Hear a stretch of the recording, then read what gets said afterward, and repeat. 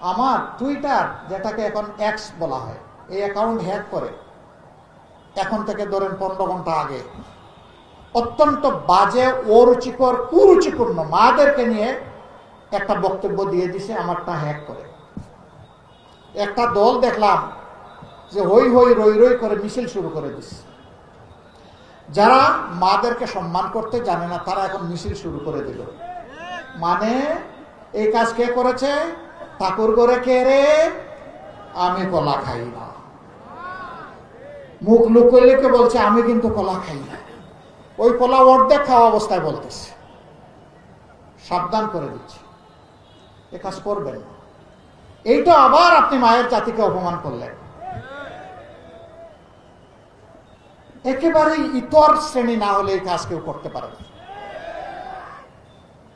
আরে ভাই, আমার বক্তব্য, আমার কর্মসূচি, আমার পরিকল্পনাকে তুমি তোমার বক্তব্য, আদর্শ, কর্মসূচি, পরিকল্পনা দিয়ে মোকাবেলা করো। এই চূড়াই পথে, নোংরা পথে কেন?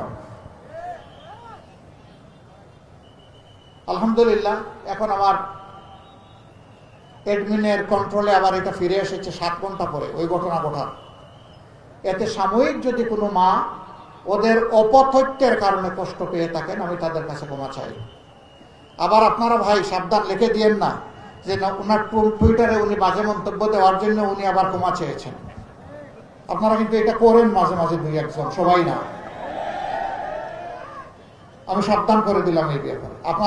আমার বক্তব্য পছন্দ না হয় সবকিছু আপনার পায়ের তলে ফেলে দিয়েন, কিন্তু আমার বক্তব্য আপনার মতো করে দিবেন না কেউ। আমার বক্তব্যটা আমার মতো করে দিবেন, যেমনটা আমি বলেছি।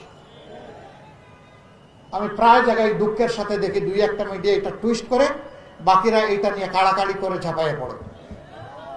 আরে ভাই, আপনারা তো জাতির বিবেক হে ভাই। আর মিডিয়া হচ্ছে জাতির আয়না বা দর্পণ। জাতিটাকে বাঁচান ভাই, অনেক হয়েছে। আসুন এবার সবাই মিলে দেশটাকে ইতিবাচক ধারার রাজনীতির দিকে নিয়ে যান।